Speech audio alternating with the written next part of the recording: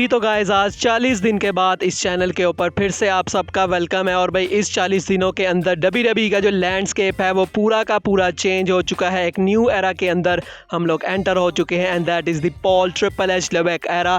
तो भाई सब कुछ डिस्कस करेंगे कि इन 40 दिनों के अंदर, जबकि चैनल के ऊपर वीडियो नहीं आ रही थी, तो भाई इन 40 दिनों के अंदर क्या क्या हुआ है। तो भाई बहुत सारी जो हिस्ट्री मेकिंग चीज़ें हैं वो हमने इन 40 दिनों के अंदर देखी। कोडी रोड्स बन चुके हैं हमारे undisputed WWE universal champion. Roman Reigns की हिस्टोरिक रेन जो कि 1316 डेज़ पर ख़त्म हो चुकी है। तो भाई सब चीज़ों को डिस्कस करेंगे। और भाई अब इस चैनल के ऊपर जो कंटेंट है अब वो रेगुलर हो जाएगा जैसे पहले होता था। तो भाई चीज़ों को शुरू करते हैं। तो भाई सबसे पहले 40 दिनों में क्या क्या चीज़ें, तो भाई बेली रेसलमेनिया के अंदर वुमेन्स चैंपियन बन चुकी हैं जब उन्होंने ईओ स्काई को हरा दिया। और अब भाई उनकी जो स्टोरी लाइन है वो आगे नेओमी के साथ फिलहाल दिखाई जा रही है। तो देखते हैं बहरहाल भाई कि आगे एज अ चैंपियन उनको किस तरह से बिल्ड किया जाता है। लेकिन जो फैंस हैं वो उनके अंदर काफ़ी ज़्यादा इंटरेस्ट शो कर रहे हैं। उसके अलावा हमने रेसलमेनिया में ये भी देखा कि न्यू टैग टीम चैंपियनशिप्स जो हैं वो आ चुकी हैं। मतलब जो टाइटल्स हैं वो स्प्लिट हो चुके हैं, रॉ के अलग, स्मैकडाउन के अलग। और रॉ के ऊपर हमने देखा कि वर्ल्ड टैग टीम चैंपियनशिप जो है भाई अब उसका न्यू डिज़ाइन भी आ चुका है जो कि फ़िलहाल में ऑसम ट्रूथ के पास है।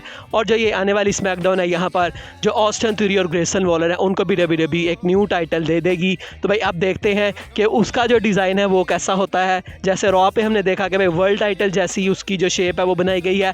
तो आई थिंक भाई जो रोमन की टाइटल है उसी जैसी टैग टीम चैंपियनशिप हमें स्मैकडाउन में देखने को मिलेगी। तो भाई उसका जो डिज़ाइन है वो भी हम देखेंगे। तो भाई टैग टीम चैंपियनशिप जो कि हम काफ़ी साल से बात कर रहे थे भाई इसके बारे में, तो भाई वो चीज़ अब फाइनली हो चुकी है और जो डिज़ाइन है वो स्प्लिट अप हो चुका है। उसके अलावा भाई हमने देखा कि रिया रिप्ली जिन्होंने बेकी लिंच को हराया रेसलमेनिया में, लेकिन उसके बाद अनफॉर्चुनेटली उनको इंजरी आ चुकी है। और भाई अब उनका जो टाइटल रेन है जो कि भाई 300+ दिनों का हो चुका था, 1 साल से ज़्यादा वो चैंपियन थी, तो अब भाई वो टाइटल रेन अनफॉर्चुनेटली ख़त्म हो गया क्योंकि उनको अपना जो टाइटल है उसको रिलिंक्विश करना पड़ गया है। तो भाई ना सिर्फ रोमन रेंस बल्कि रिया रिप्ली भी उस मतलब के लिस्ट के अंदर आ चुकी हैं जिनकी बहुत सारी जो लंबी चौड़ी जो टाइटल रेन है वो अब ख़त्म हो चुकी है। उसके अलावा हमने मंडे नाइट रॉ के शो में ये भी देखा कि भाई शेमस का रिटर्न हो चुका है। शेमस के बारे में भी हम काफ़ी देर से रिपोर्ट सुन रहे थे, तो भाई फाइनली अब वो वापस आ गए हैं। और उनकी शेप के बारे में लोग काफ़ी बात कर रहे हैं कि शायद वो थोड़े से बल्की हो गए हैं, शायद उनका पेट थोड़ा सा निकल आया है,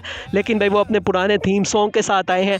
तो भाई चीज़ें उनके लिए भी काफ़ी इंटरेस्टिंग हो सकती हैं। उसके अलावा हमने क्या देखा भाई, हमने यहाँ पर देखा कि सेथ रॉलिंस भी अपनी वर्ल्ड चैंपियनशिप को हार चुके हैं जो कि बहुत ज़्यादा चांसेस थे कि रेसलमेनिया में वो चीज़ होगी। लेकिन रेसलमेनिया में वो अपना ना सिर्फ ये मैच हारे बल्कि जो कोडी रोड्स के साथ उनका टैग टीम मैच था against Roman Reigns and the rock वो उसको भी हार गए। लेकिन उसके बाद भी भाई रेसलमेनिया के बाद काफ़ी ज़्यादा प्रेज़ किया जा रहा है सेथ रॉलिंस को, जिस तरह से उन्होंने कोडी रोड्स के लिए अपने आप को रिस्क पर रखा।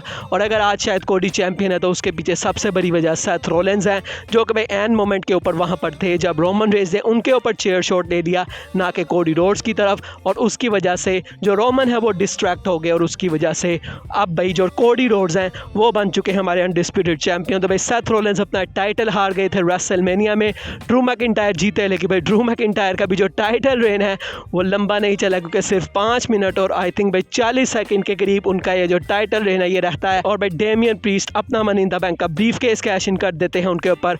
और अब डेमियन प्रीस्ट बन चुके हैं हमारे न्यू वर्ल्ड हैवीवेट चैंपियन और उनका फर्स्ट कंटेंडर भी हो चुका है रिवील जो कि जे उसो होंगे और वो बैकलैश में उनको फेस करेंगे। एक और हिस्टोरिक टाइटल रेन की बात करें तो भाई गुंथर जो कि 666 डेज से चैंपियन थे उनकी भी टाइटल रेन ख़त्म हो चुकी है। और भाई सैमी ज़ेन ने उनको रेसलमेनिया के अंदर हरा दिया। और उसके बाद भाई चैड गेबल के साथ मंडे नाइट रॉ में उनका मैच हुआ फॉर दी टाइटल, सैमी ने उनको भी हरा दिया। और उसके बाद अब जो चैड गेबल हैं उनका भी हील टर्न हो चुका है। तो भाई इस वक्त WWE में जितनी भी टाइटल रेंज थी जो कि काफ़ी लंबी चौड़ी हो चुकी थी, तो भाई अब भाई वो सारी जो टाइटल रेंज हैं वो ख़त्म हो चुकी हैं। तो अब भाई ये कम्प्लीटली न्यू एरा है जिसके अंदर हम एंटर हो चुके हैं। अब भाई वीडियो की बात कर रहे हैं पिछले 40 दिनों की और भाई रॉक की बात ना करें, ऐसा नहीं हो सकता। तो भाई द रॉक ने इन 40 दिनों के अंदर बहुत अच्छा काम किया। रोमन रेंस से ज़्यादा अपीयरेंसेस हमें द रॉक की देखने को मिले। कोडी रोड्स को उन्होंने ब्लीड करवाया।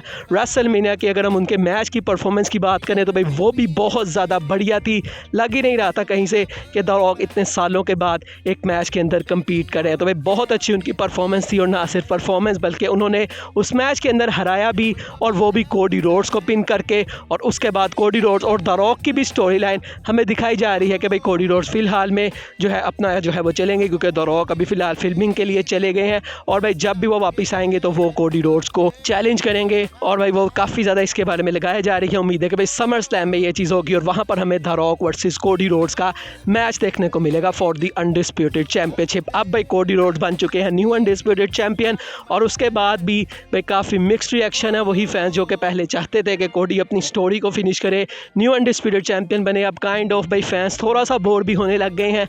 अब भाई पता नहीं ये चीज़ें आगे कोडी रोड्स के लिए कितनी देर तक भाई सही रखती हैं और कब भाई फैंस इस तरह से उनके ऊपर टर्न कर जाए कि WWE को उनसे फाइनली टाइटल लेनी पड़े। क्योंकि भाई जो ब्लड लाइन है उसकी स्टोरी लाइन में फिर से एक ट्विस्ट आ चुका है। जब हमने स्मैकडाउन में देखा भाई रोमन तो वहाँ पर थे नहीं, लेकिन सोलो सिकोवा ने जिमी ऊसो को मारा और भाई यहाँ पर उन्होंने जो डायलॉग यूज़ किया वो था कि भाई जब तुम हारते हो तो उसके कॉन्सिक्वेंसेस होते हैं। तो भाई रेसलमेनिया में सिर्फ जिमी ऊसो वो बंदा नहीं था जो कि अपना मैच हारा, बल्कि रोमन रेंस भी अपना मैच आ रहे हैं। तो भाई ये क्लियर यहाँ से हिंट है कि भाई रोमन रेंस के लिए भी कॉन्सिक्वेंसेस होने चाहिए, इसीलिए सोलो सिकोवा ने वो चीज़ यहाँ पर यूज़ की। और भाई यही आई थिंक सारी थ्योरी थी जिसकी वजह से जिमी ऊसो को भी मैच में हरवाया गया, वरना आई थिंक जिमी ऊसो के चांस ज़्यादा थे।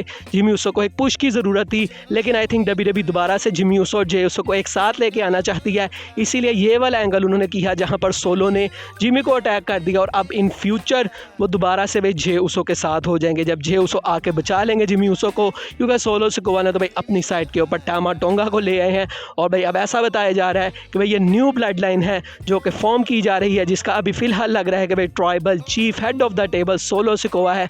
लेकिन एंड के ऊपर ये पता लगेगा कि भाई ये सारा plan the final boss the rock का है और इसी से हमारी जो रोमन रेंस और द रॉक की स्टोरी लाइन है उसको नेक्स्ट ईयर के लिए स्टार्ट किया जाएगा। और रोमन भी शायद भाई आ जाएंगे कुछ देर बाद और वो एक फेस सुपरस्टार के तौर पर आएंगे, इसके भी बहुत ज़्यादा चांसेस है। तो भाई आने वाले टाइम में ये कोडी रोड्स के साथ क्या होता है, वर्ल्ड हैवीवेट चैंपियनशिप की भी जो पिक्चर है भाई वो काफ़ी मज़ेदार लग रही है। ड्रू मैकिंटायर और CM पंक की जो स्टोरी लाइन है वो भी काफ़ी मज़ेदार चल रही है, क्योंकि भाई CM पंक ने ही कॉस्ट करवाया था ड्रू मैकिंटायर को उनकी चैंपियनशिप। और उसके अलावा भाई ब्लड लाइन जो कि हमें लग रहा था कि भाई रेसलमेनिया में अब भाई सारा कुछ हो चुका है, रोमन भी चैंपियनशिप हार गया है, तो भाई ऐसा लग रहा था कि अब ब्लड लाइन का आगे कोई इतना खास चलेगा नहीं कुछ। लेकिन भाई WWE ने नेक्स्ट वीक ही एक और ट्विस्ट डाल दिया इस स्टोरी लाइन के अंदर, जहाँ पर भाई जो सोलो सिकोवा हैं वो अपनी ब्लड लाइन बना चुके हैं और पॉल हेमन उनके साथ होना नहीं चाहते, लेकिन भाई उसके अलावा उनके पास कोई ऑप्शन भी नहीं है। तो भाई अब देखते हैं कब रोमन रेंस अपना रिटर्न करते हैं और वो अपने वाइज मैन को बचाते हैं सोलो सिकोवा से। तो भाई अब इस चैनल के ऊपर जो कंटेंट है वो रेगुलर आएगा। बाकी दोस्तों आज की वीडियो अगर आपको अच्छी लगी हो तो लाइक कीजिएगा, चैनल को सब्सक्राइब कीजिएगा। मिलेंगे नेक्स्ट वीडियो में, तब तक के लिए अल्लाह हाफिज़।